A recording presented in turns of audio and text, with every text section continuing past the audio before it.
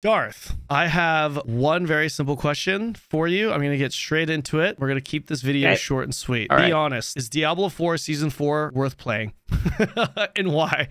I think it's worth checking out. So I had the same opinion with the public test round, which was that it is normally in these types of situations, you just wait for the reviews, you play whatever game you're having fun with, you ignore it, you see if it's overwhelmingly positive or overwhelmingly negative, and if it's kind of mid, you can just ignore it to the next one and wait for something that's pretty good. Like Season 2 was pretty well received, so I think a lot of people, when they saw that, it was like, oh, people like that. They came back, and in Season 3, had a pretty rough launch, so I think a lot of people just skipped it and basically didn't play it. So Season 4 is a little bit of a different beast than I would normally recommend. In my opinion, it's one of those ones you probably want to look at for yourself. They're reworking a lot of the core fundamentals of the game. The way loot works, the amount it drops, the quality that it drops, even the defensive level caps. Like pretty much there's a lot of things that are changing that are like fundamental or integral parts of the game. So you could wait for a review if you want. I'm sure myself and others will have plenty of these reviews out for when, this Season 4 comes out within days of it being out. But it's such a large change that I think it's going to change the feel of the game, the level pacing, combat, and all of that. So it's probably a good time to test it just to see if you even like it or not. Because I don't think it's going to take very long for you, if you start playing the season, to figure out if it feels any different for you at all. And if it doesn't feel any different for you, well, then you're good. But the way you acquire items, the cap at which items go to, the in-game loop has changed. They've changed a lot of it, and they've reworked a lot of it. So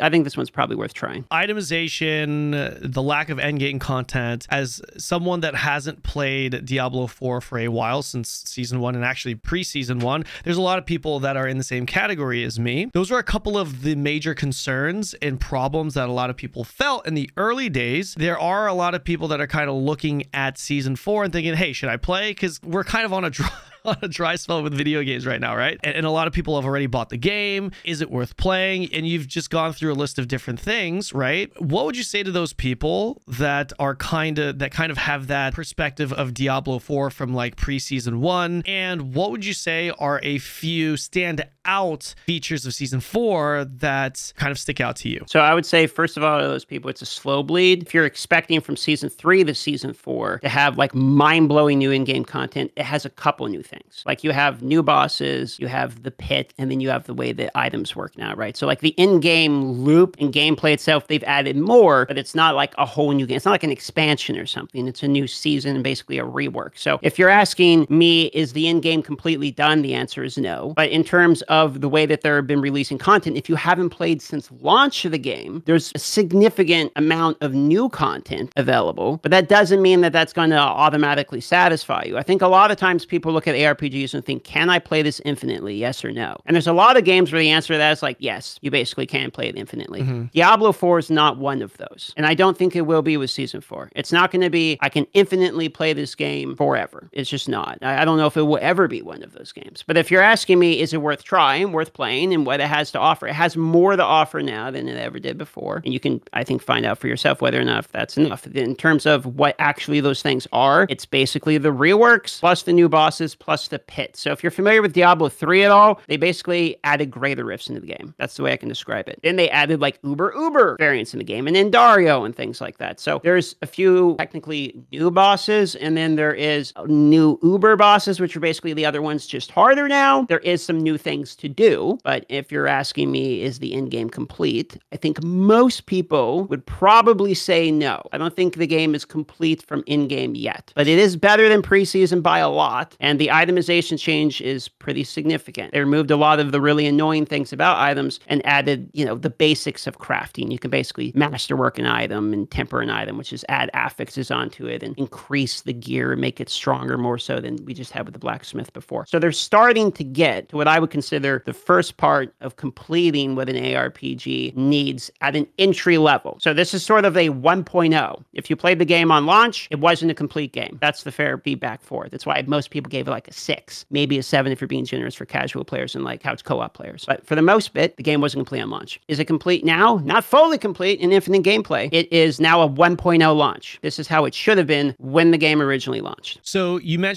talked a little bit about the itemization. Diablo 4 has always had the simplest of itemization when compared to the other ARPGs. Is that still kind of the case? Because you talked about the itemization being better. Does that mean it's a little bit more, there's a little bit more complexity to it, or is it just streamlined better and it's still extremely simple? Am I going to be able to see a lot of new builds now, or is it still going to be Twisting Blades Rogue?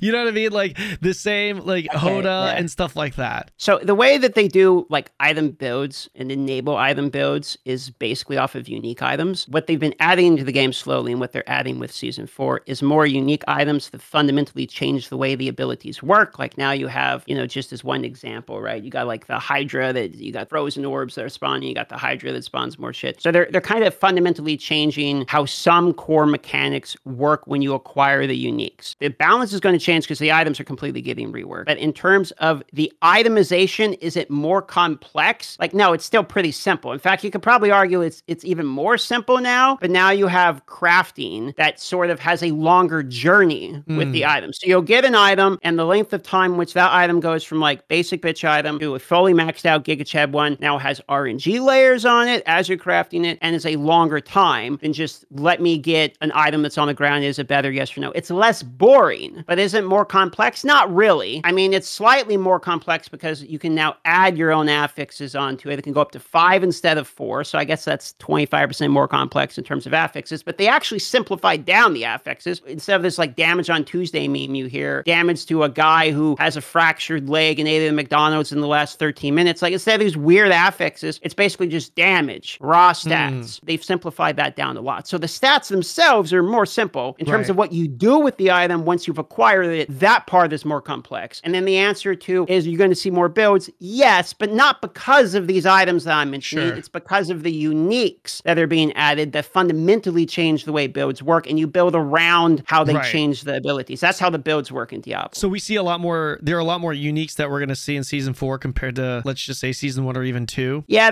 I forget exactly off the top of my head how many new uniques they're adding, but they're adding some, and they are changing the way that some of the builds work, or adding new builds, I should say. Have you gotten your hands on the Season 4 version of the game? Were you able to play it or experience any of the content? Everyone did. Okay. Yeah, because the public test round launched with what Season 4 was supposed to have, minus the Iron Wolves, which is their seasonal theme. I'm not even bringing it up as a reason to play it because it's literally just a reputation system like we had with the Blood Tide. You go through, you get some rewards. Who really cares? That's a nothing burger. The only reason to play it is to see the itemization changes, mess with the new bosses if that's your thing, and then see if you like the direction they're going in the way the game is now. That's the reason to play it. That's the sales pitch. Not because the game is fully complete and there's all this million stuff to do and you're going to be so happy and you have infinite content. No, it's not there yet. But you can see where it's going now, and it's got less like annoying shit in it that just turns you off about the game. So Path of Exile is kind of goated in this category, and Last Epoch got a lot of praise for their 1.0 launch. I personally played it. It was amazing. I was part of the Rush to 100 hardcore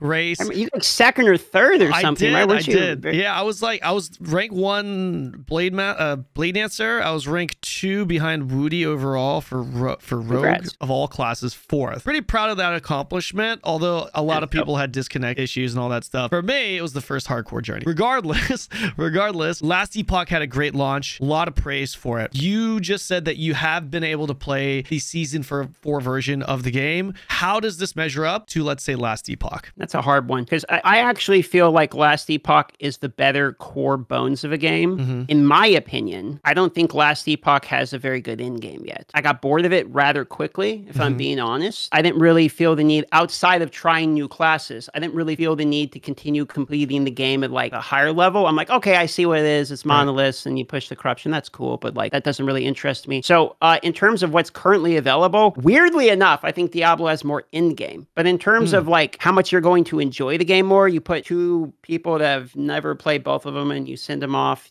play Last Epoch, play Diablo. I think Last Epoch has probably a better experience in terms of skills and in terms of like your build, because I don't really find the Diablo builds to be that appealing, but I think Diablo is a more polished game. Whereas I think it's graphically better. I think the experience of someone who doesn't know what they're doing is probably better, because the even though Last Epoch does a good job explaining what's going on, I think Diablo is just a more polished experience for most average dudes who don't really play RPGs that much. They're probably going to enjoy Diablo more. But Last Epoch, I think, has like a better build diversity, a better replayability of your individual same character, because respecking in Last Epoch is way better, whereas opposed to like respecking in Diablo is still kind of a pain in the ass, you know? So that hasn't really changed. There's not an armory or something because of that, although it's getting better. Like they are adding some quality of life to respec, and you can remove all your points now at the same time, etc., which that's nice. I'll admit to that. I think Last Epoch's better in terms of build variety, wanting to replay all of the different characters, etc. And Diablo is probably the more polished overall experience and probably has more things to do in it in terms of at the end, even though they both don't really have a lot of stuff. You give it to someone who doesn't play ARPGs, I probably point them in Diablo's direction. But if you're asking somebody who plays a lot of ARPGs, I point them in Last Epoch's direction, is how I'd split that up. That's fair. That's fair. Well, listen,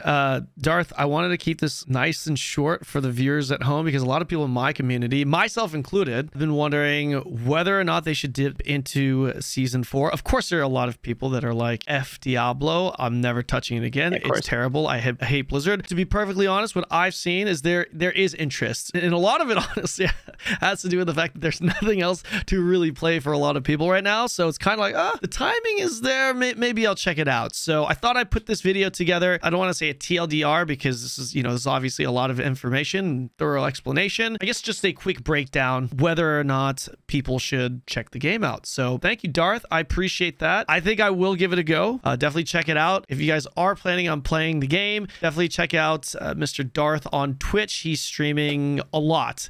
You can find all of his socials in the description below, and I will also be streaming some Diablo 4 Season 4 and checking it out myself. Before we end this, one last question. What class are you planning on playing for Season 4? I don't know yet, Kanon. I'm kind of between a lot of these. Rogue and Sork, I haven't played very much to like completion, so I might pick one of those to go a little bit more in depth. And Rogue's got some pretty cool unique that got added to the game. Last moment, if I end up not having a selection, it's either going to be Necromancer or Druid for like the millionth time. I'm not going to even ask you what classes are expected to do well. I'm going to let the viewers figure that out for themselves. But thank you. Let me know what you guys think in the comment section below, whether or not you're going to check out the game yourself. Don't forget to hit like, and do not forget to visit this man, Darth. This guy is grinding. He is a very good friend of mine, and you should definitely check his channel out during the D4 Season 4 launch. Thanks, Darth. Appreciate you, man.